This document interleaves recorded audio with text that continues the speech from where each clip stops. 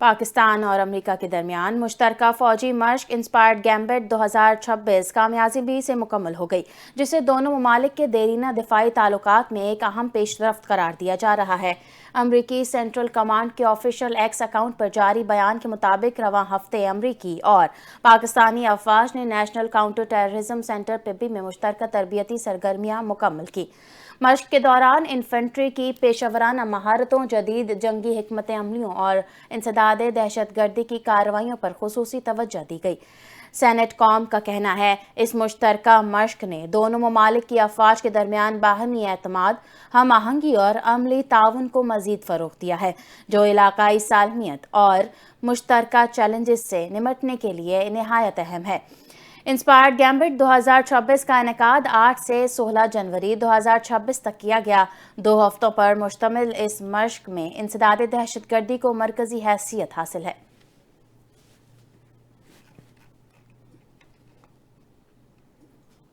سینتاس معاہدے کے خلاف بھارتی اقدامات پر امریکی جریدے نے پاکستانی موقف کی بھرپور حمایت کر دی۔ پانی کو ہتھیار بنانے کی بھارتی کوشش عالمی عدالتوں اور بین الاقوامی قانون کی نظر میں ناقابل قبول قرار دی گئی۔ دی نیشنل انٹرسٹ کے مطابق سینتاس معاہدے کی معطلی کے بعد پانی کی سیاست نے نیا رخ اختیار کر لیا۔ سینتاس معاہدے کی معطلی علاقائی کشیدگی بڑھائے گی۔ بھارت کا دلہستی سٹیج 2 منصوبہ سینتاس معاہدے کے خلاف قدم ہے۔ بھارت پانی کو اسٹریٹجک ہتھیار بنا رہا ہے۔ امریکی جریدے نے مزید کہا، پانی کا بحران جنوبی ایشیا میں انسانی خطرہ بن سکتا ہے۔ بھارت کی جانب سے آبی ڈیٹا کی فراہمی روکنا بین الاقوامی قوانین کی خلاف ورزی ہے۔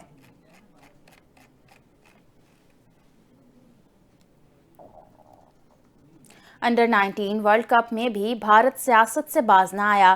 بلاوے میں آئی سی سی انڈر 19 ورلڈ کپ کے میچ سے پہلے بنگلہ دیش اور بھارت کی ٹیموں کے کپتانوں نے ٹاس کے وقت ہاتھ نہ ملایا۔ مستفیض الرحمان کو آئی پی ایل سے نکالنے پر بھارت اور بنگلہ دیش کرکٹ میں کشیدگی برقرار ہے۔ بنگلہ دیش کی ٹیم بھارت میں کھیلنے سے انکار کر چکی ہے۔ آئی سی سی T20 ورلڈ کپ بھارت اور سری لنکا میں ہونا ہے۔ اس سے پہلے پاکستان اور بھارت کی کرکٹ ٹیموں کے درمیان بھی میچ سے پہلے ہاتھ نہیں ملائے گئے تھے۔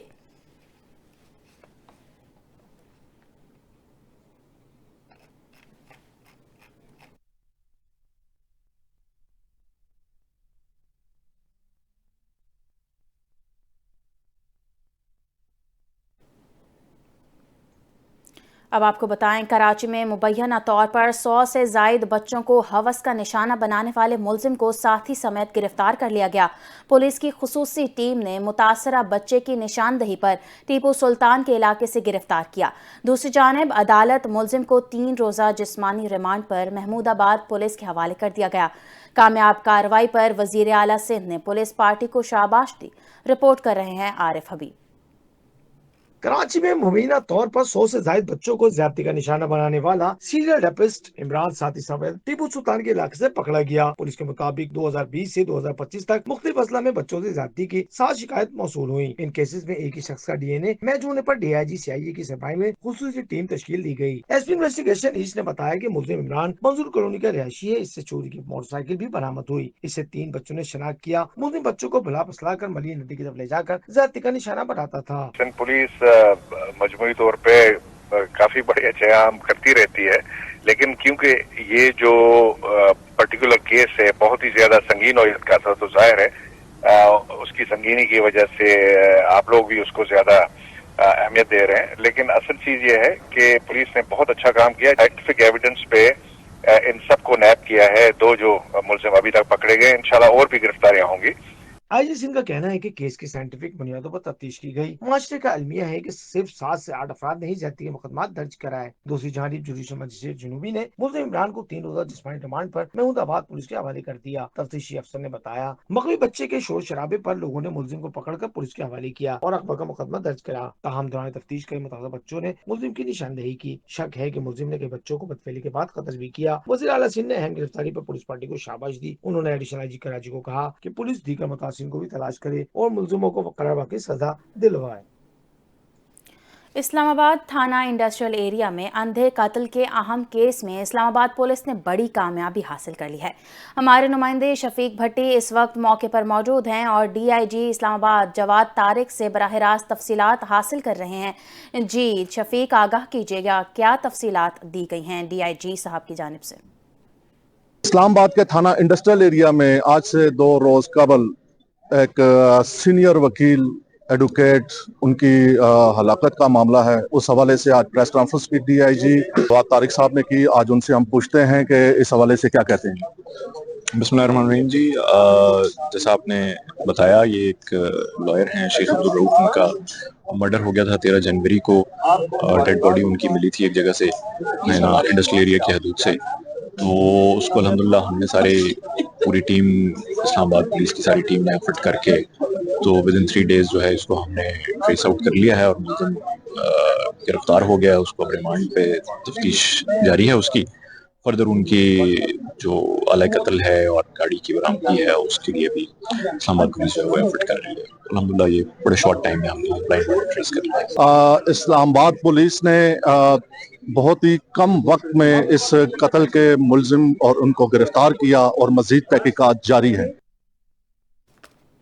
سرگودا میں شدید دھند کے باعث ٹرک حادثے کا شکار، جس کے نتیجے میں 14 افراد جاں بحق متعدد زخمی ہو گئے۔ ریسکیو ذرائع کے مطابق حادثہ سرگودا کی تحصیل کوٹ مومن کے علاقے میں پیش آیا۔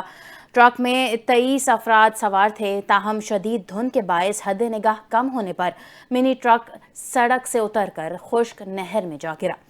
ٹرک کے نتیجے میں 7 افراد موقع پر ہی جاں بحق ہو گئے۔ ریسکیو اہلکاروں نے لاشوں اور دیگر شدید زخمی ہونے والے افراد کو THQ اسپتال منتقل کیا، جہاں دوران علاج مزید 7 افراد دم توڑ گئے۔ حادثے کا شکار افراد جنازے میں شرکت کے لیے جا رہے تھے۔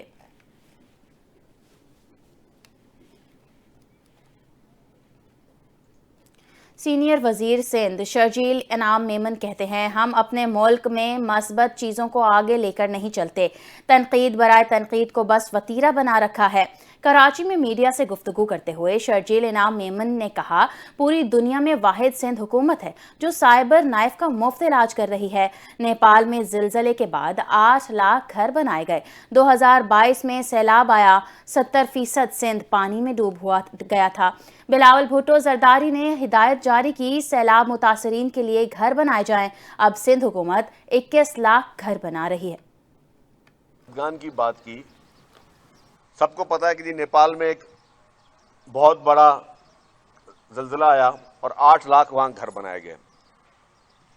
تو پوری دنیا میں یہی بات ہے کہ نیپال میں یہ چیز ہوئی، لیکن پوری دنیا کو کیوں نہ پتا ہو کہ پاکستان میں ایک سیلاب آیا 2022 میں، جس میں بہت بڑی تباہی ہوئی، 70% جو ہے وہ صوبہ پورا پانی کے نیچے تھا۔ تو پھر پاکستان پیپلز پارٹی کے چیئرمین بلاول بھٹو زرداری صاحب نے چیف منسٹر کو، پوری حکومت کو یہ ڈائریکشن دی کہ جی مجھے جو لوگ بے گھر ہیں ان کو میں گھر بنا کے دینا چاہتا ہوں اور اس پہ کام کرو۔ تو یہ اچھی سوچ تھی، مثبت سوچ تھی۔ اس پہ اب ہم 21 لاکھ گھر بنانے جا رہے ہیں۔ 21 لاکھ گھروں کا مقصد ہے کہ 21 لاکھ خاندانوں کو آپ گھر دے رہے ہیں۔ اب بات کریں گے گورنر سندھ کامران خان ٹسوری سے۔ متحدہ عرب امارات کی شاہی فیملی کے ساتھ رکنی وفد نے گورنر ہاؤس میں ملاقات کی ہے۔ ملاقات میں پاکستان اور متحدہ عرب امارات کے مابین 2 طرفہ تعلقات اور باہمی دلچسپی کے دیگر اہم امور پر تفصیلی تبادلہ خیال کیا گیا۔ اس موقع پر گورنر سندھ نے کہا، SIFC ملکی اور بین الاقوامی سرمایہ کاری کے فروغ میں کلیدی کردار ادا کر رہی ہے اور سرمایہ کاروں کو ایک ون ونڈو سہولت فراہم کی جا رہی ہے۔ حکومت پاکستان سرمایہ کار دوست پالیسیوں کے ذریعے مختلف شعبوں میں سرمایہ کاری کے مواقع بڑھا رہی ہے۔ ہم چاہتے ہیں اماراتی سرمایہ کاری SIFC سے بھرپور فائدہ اٹھائیں اور پاکستان میں توانائی، انفراسٹرکچر، زراعت، IT اور دیگر شعبوں میں سرمایہ کاری کریں۔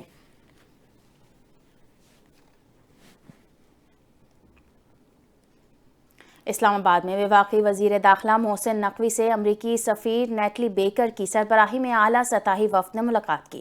ملاقات میں پاک امریکہ تعلقات، مشترکہ مفادات کے شعبوں میں تعاون، دو طرفہ سیکیورٹی اشتراک اور بارڈرز مینجمنٹ پر تفصیلی تبادلہ خیال کیا گیا۔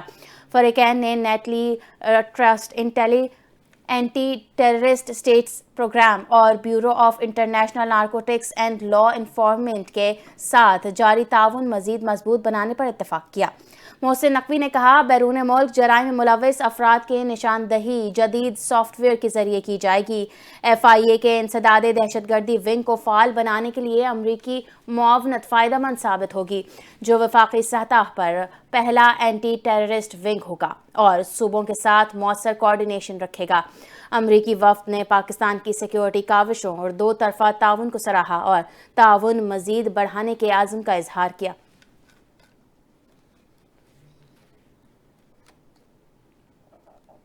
DGISPR نے اسلامیہ یونیورسٹی بہاولپور میں اساتذہ، طلباء و طالبات اور مختلف مدارس کے شرکاء کے ساتھ خصوصی نشست میں شرکت کی۔ اس موقع پر DGISPR نے بہاولپور کے عوام کو تحریک پاکستان اور استحکام پاکستان میں ان کی گراں قدر خدمات پر خراج عقیدت پیش کیا۔ نشست کے دوران قومی اور علاقائی صورتحال، آپریشن بنیان مرصوص اور قومی سلامتی میں پاک فوج کے کردار پر تفصیلی گفتگو کی گئی۔ سیشن میں فتنہ الہندوستان اور فتنہ الخوارج کے بھارتی گٹھ جوڑ اور سوشل میڈیا پر ہونے والے منفی پروپیگنڈے پر بھی روشنی ڈالی گئی۔ اسلامیہ یونیورسٹی کے وائس چانسلر نے قومی سلامتی کے مفہوم اور مقاصد پر جامع آگاہی کو سراہا، جبکہ شرکاء نے میڈیا لٹریسی کو نوجوان کے شعور کے تحفظ کے لیے ناگزیر قرار دیا۔ تقریب کے اختتام پر شرکاء نے پاک فوج کو خراج تحسین پیش کیا اور پاکستان زندہ باد کے نعرے لگائے۔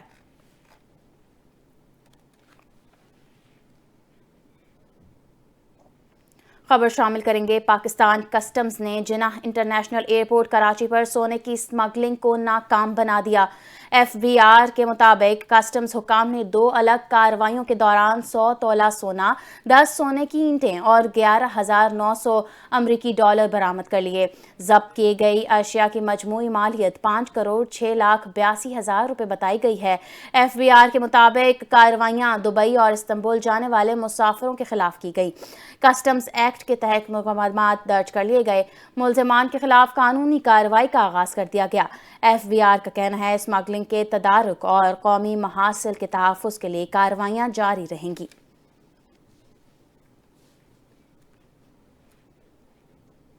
ملتان کسٹمز نے انسداد اسمگلنگ آپریشن کے دوران 4 کروڑ سے زائد مالیت کی غیر قانونی اشیاء ضبط کر لیں۔ مشاہد سینٹر اور غلہ منڈی میں چھاپوں کے دوران غیر ملکی سگریٹس، ملک پاؤڈر، زیرہ کے ساتھ شاہین گھٹکا، حقہ کے فلیورز اور ویب ڈیوائسز بھی برآمد کی گئی۔ ملزمان کے خلاف قانونی کارروائی شروع کر دی گئی ہے۔ FBR نے اسمگلنگ کے خاتمے اور قانونی تجارت کے تحفظ کے لیے اپنے عزم کا اعادہ کیا۔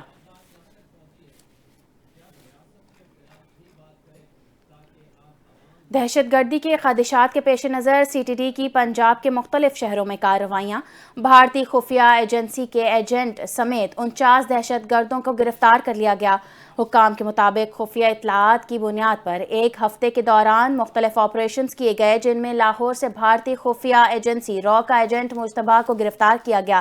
گرفتار بھارتی ایجنٹ کے قبضے سے بارودی مواد، اسلحہ اور اہم سرکاری اور حساس عمارتوں کے نقشے بھی برآمد کیے گئے۔ حکام کا کہنا ہے کہ گرفتار دہشت گردوں کے قبضے سے دھماکہ خیز مواد اور خودکش جیکٹ بنانے کا سامان بھی برآمد کیا گیا ہے۔ ابتدائی تحقیقات کے مطابق دہشت گرد مختلف مقامات پر کارروائیاں کر کے عوام میں خوف و ہراس پھیلانا چاہتے تھے۔ CTD حکام کے مطابق 1 ماہ کے دوران صوبے بھر میں 6,131 کامبنگ آپریشنز کیے گئے، جن کے دوران 599 مشتبہ افراد کو گرفتار کر لیا گیا، جبکہ 2,43,546 افراد سے پوچھ گچھ کی گئی۔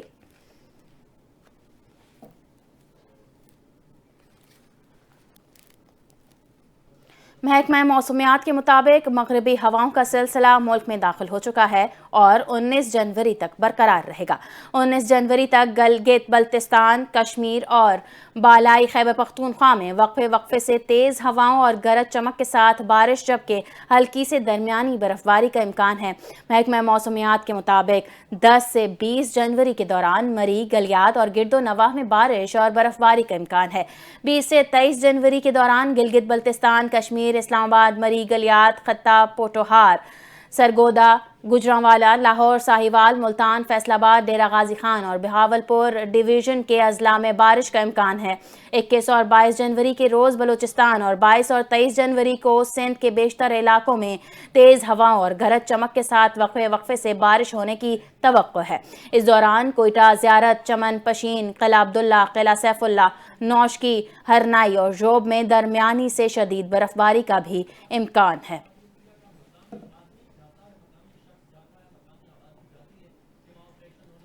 کرکٹ کی دنیا سے خبر شامل کریں گے۔ آپ کو بتائیں گے پاکستان کرکٹ بورڈ کے چیئرمین محسن نقوی نے پی ایس ایل کے گورننگ کونسل اجلاس میں کھلاڑیوں کے معاوضے بڑھانے کی بھرپور وکالت کر دی۔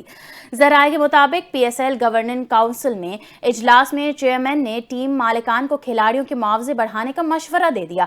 Chairman P C B Mohsin Naqvi نے کہا، ہم چاہتے ہیں ٹیموں کی مارکیٹ ویلیو بڑھنے کے بعد اب کھلاڑیوں کے معاوضوں میں بھی اضافہ ہو۔ اجلاس میں محسن نقوی نے ٹیموں کی طرح کھلاڑیوں کی بھی آکشن کی تجویز دے دی اور کہا، پی ایس ایل 11 کے ڈرافٹ میں کھلاڑیوں کی آکشن کروا لیں اور اپنی مرضی سے پلیئرز اٹھا لیں جس سے کھلاڑیوں کا فائدہ ہوگا۔ محسن نقوی نے 2 نئی ٹیموں کا کھلاڑی چننے کے لیے یکساں مواقع دینے پر زور دیا۔ ورکنگ کمیٹی کے اجلاس میں پرانی ٹیموں کی جانب سے کھلاڑیوں کی ری ٹینشن پر بحث کا امکان ہے۔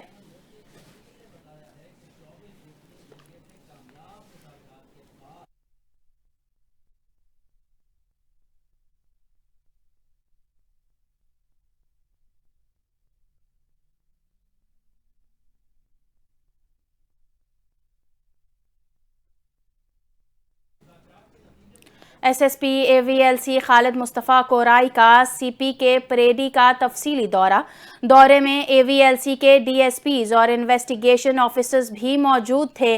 ان کے ہمراہ ایس ایس پی خالد مصطفیٰ کورائی نے کراچی میں سیکیورٹی کیمروں کی تنصیب کے منصوبے کو سراہا۔ کہا، جدید کیمرہ سسٹم کی مدد سے موٹر سائیکل اور گاڑی چوری کرنے والے ملزمان تک مؤثر انداز میں پہنچا جا سکتا ہے۔ انہوں نے اعلان کیا کہ سی پی کے اور اے وی ایل سی کے درمیان جلد ایک جوائنٹ وینچر قائم کیا جائے گا جس کے تحت مشترکہ طور پر کام کرتے ہوئے شہریوں کی جان و مال کے تحفظ اور شہر میں امن و امان کی صورتحال کو مزید بہتر بنایا جائے گا۔ انہوں نے سی پی کے کام کو قابل تحسین قرار دیا۔ کہا، اس طرح کے مزید سینٹرز قائم ہونے چاہیے تاکہ کراچی بھر میں جرائم کی روک تھام اور سیکیورٹی نظام کو مزید مضبوط بنایا جا سکے۔